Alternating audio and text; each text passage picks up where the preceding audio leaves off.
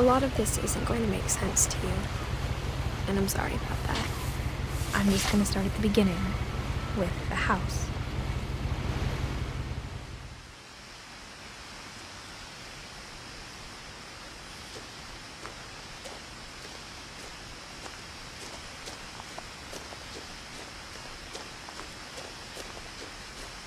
I lived here until I was 11, but I wasn't allowed inside half the rooms.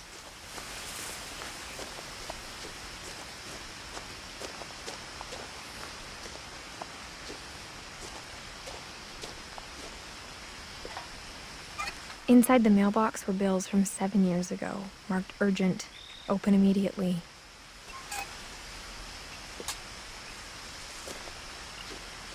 I hadn't been back since my brother Lewis's funeral.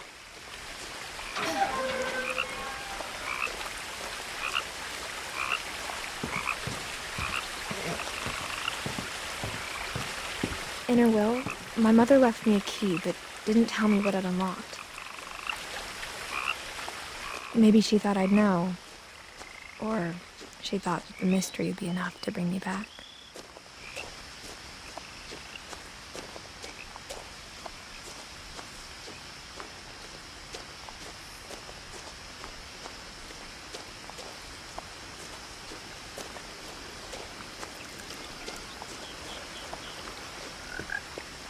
The truth is, even after I inherited the house, I never thought I'd come back to it.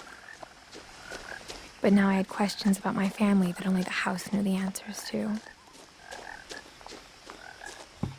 The woods around the house have always been uncomfortably silent, as if they're about to say something but never do.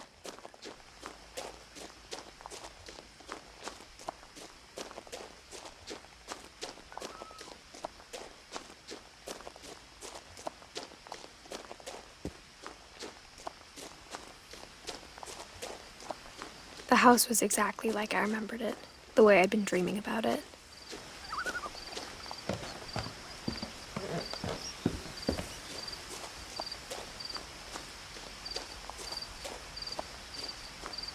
As a child, the house made me uncomfortable in a way I couldn't put into words.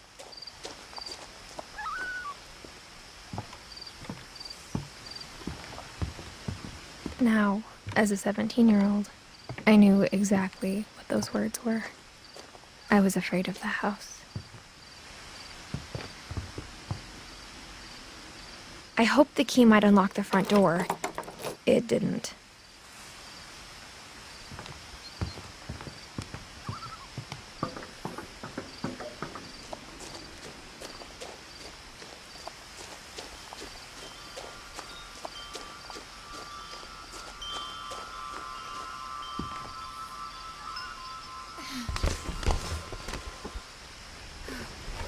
Crawling through the doggy door used to be a lot easier when I was 11.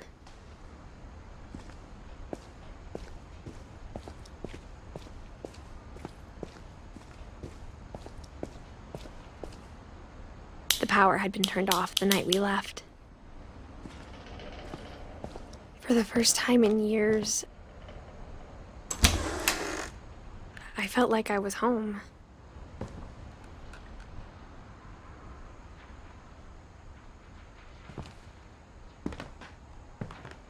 But instead of a family, there were just memories of one.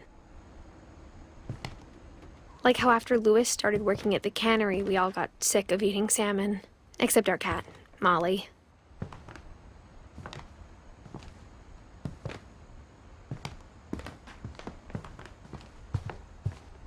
The table was still a wreck from the night we left. It was like a bomb had gone off, killing everyone but sparing the furniture.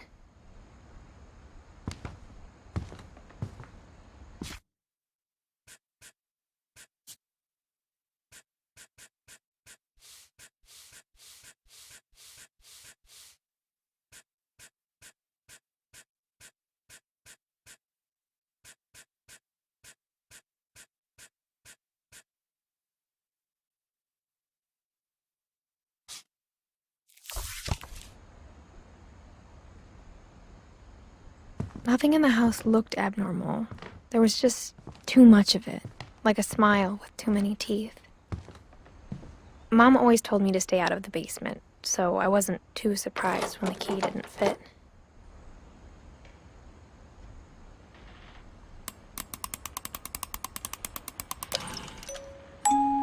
Great-Grandpa Sven built a music box for Barbara, along with the rest of the house.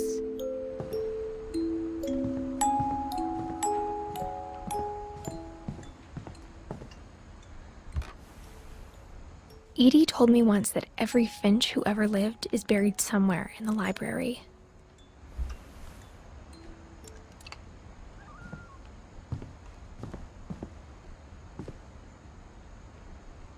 After Milton disappeared, Mom sealed up all the bedrooms. Then Edie retaliated and drilled peepholes.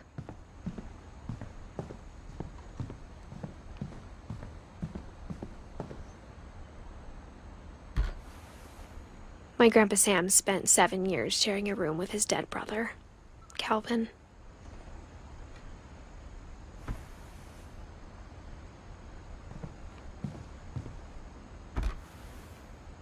The last time I was in Edith Sr.'s room, I was 10 and she was painting my portrait.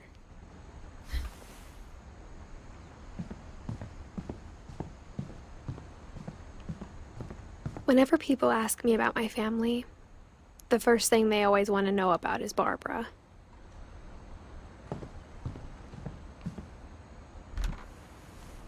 Barbara was a child star for 2 years, until America grew out of it.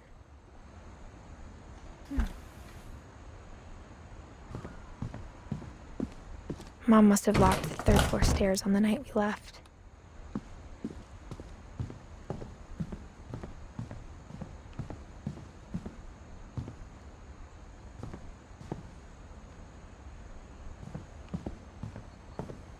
I spent a lot of time playing in Great Uncle Walter's room. I think my mom sometimes regretted not sealing it up. Louis told me there were secret passages, but I never believed him.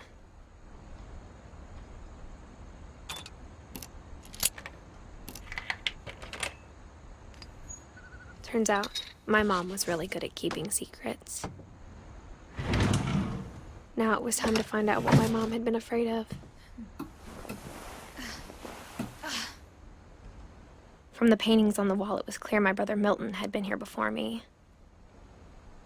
Reading this, maybe it sounds like I had a plan, but I had no idea what was behind that door.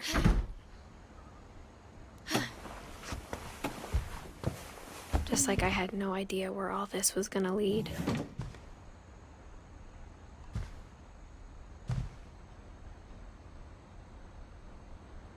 I grew up looking at Molly's room through the peephole.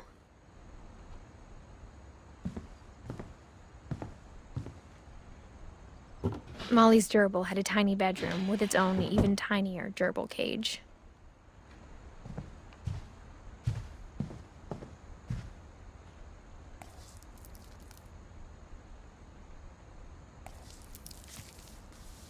December 13th, 1947.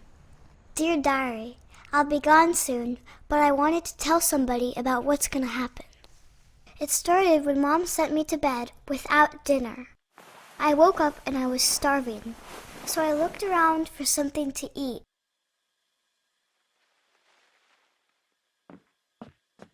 The gerbil food was dry, but I didn't mind it.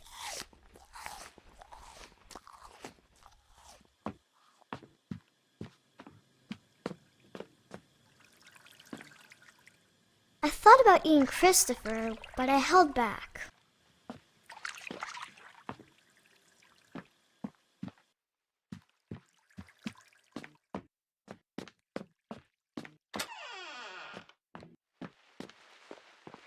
I ate a lot of things that night.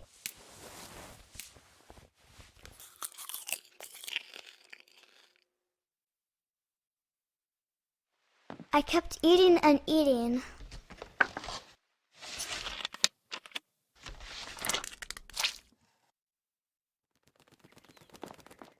Then I heard chirping outside my window. It was a barn swallow going back to her nest. I reached out for her.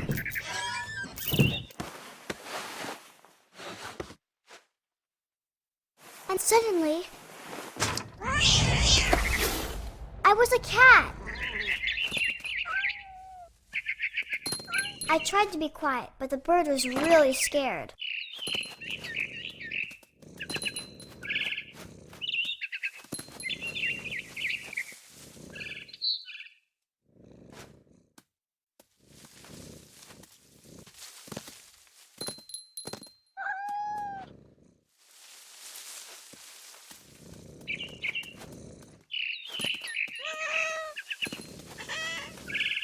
I jumped and I almost got her.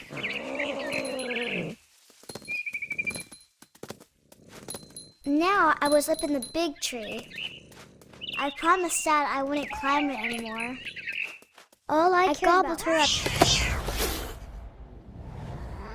And suddenly, I was an owl. Bird.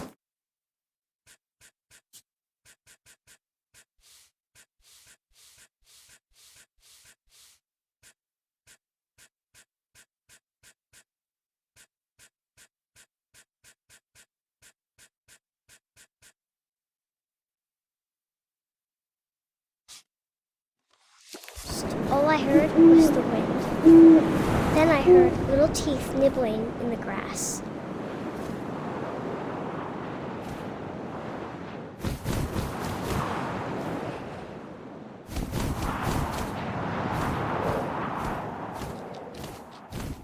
Rabbits.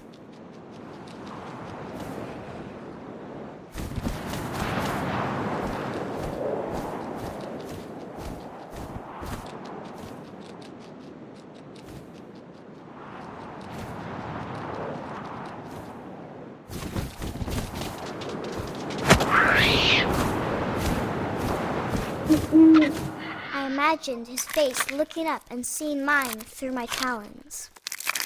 I swallowed him up, and I didn't chew one bit. Then I flew off to find something bigger.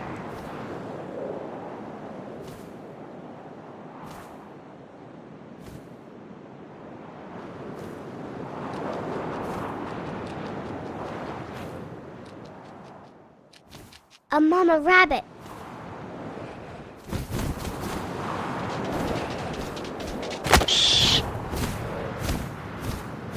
She was almost too big to carry. I started choking, but I couldn't stop eating. And suddenly, I was a shark.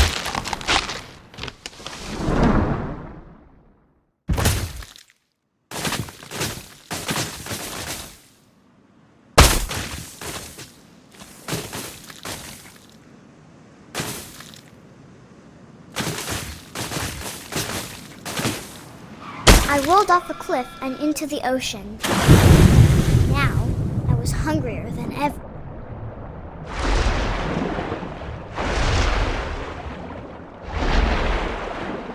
I wanted fat, juicy seals.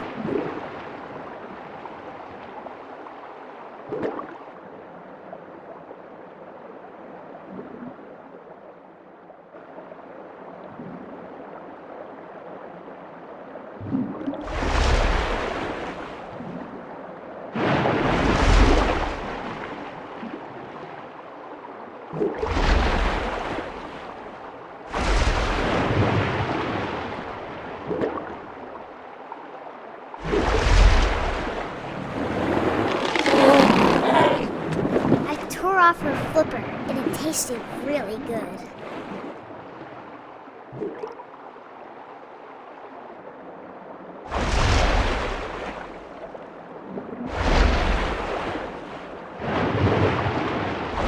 Grabbed on tight. But I was so hungry, I jumped out of the water.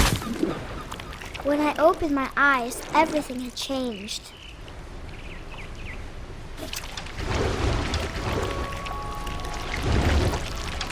Now I was a monster, and I smelled people everywhere.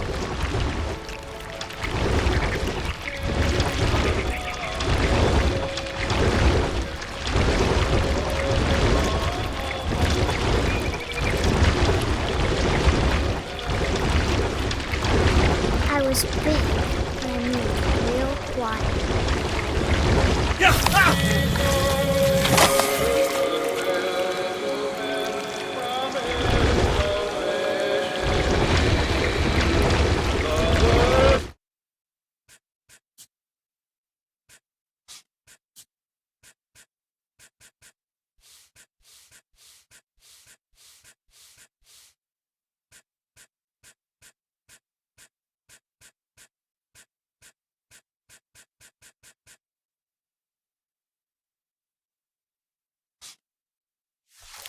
wanted to stop, but also I didn't.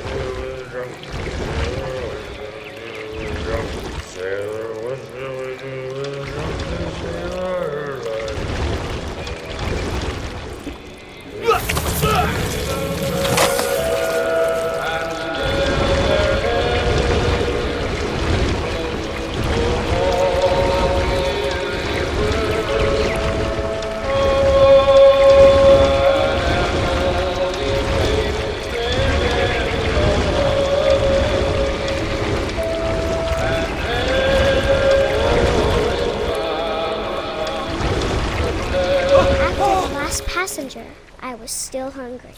And across the water, I smelled something new. Something I had to have, so I swam towards it.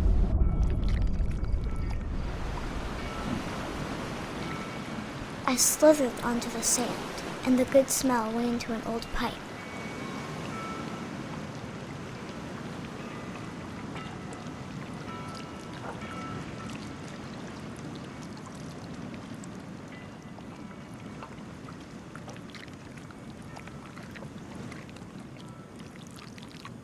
I got closer and closer.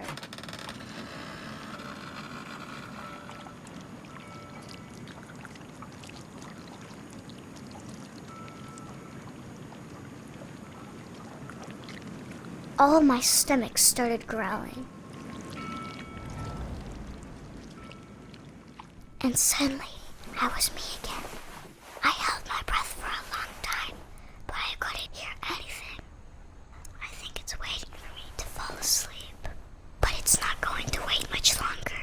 It needs to feed, and we both know I will be delicious.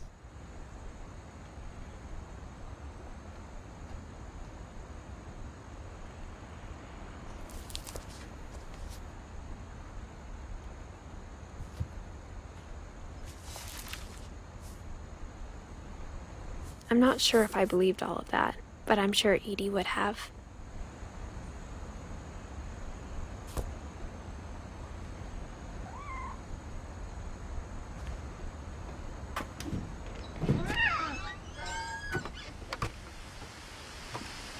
This will be obvious later, but my mom never told me any of these stories.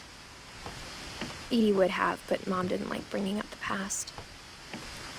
Though, when we adopted a stray kitten, she was the one who named it Molly.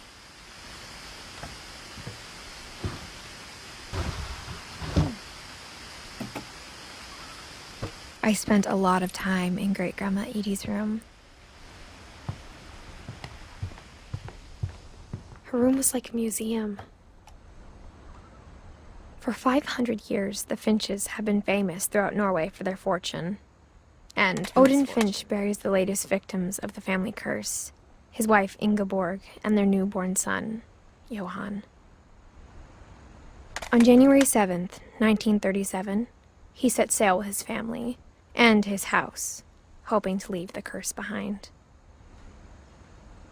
But 40-foot waves off the coast of Washington send the house and Odin to the bottom of the sea. Odin's daughter Edie, with husband Sven and baby Molly, step ashore on their new home, Orcas Island. Odin Finch is the first to be buried in the new family cemetery. His daughter Edie is already dreaming of a new Finch house.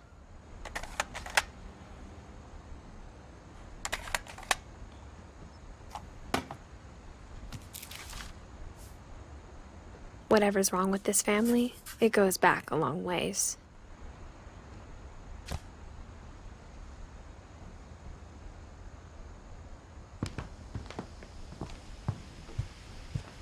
When Edie told people Sven was killed by a dragon, she could also have said he was building a dragon-shaped slide that collapsed. She could have, but she didn't. Even in her 90s, sometimes Edie seemed a lot younger than my mother.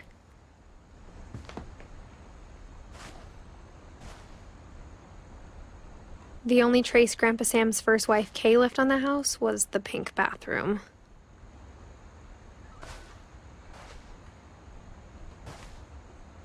It was a pretty big trace.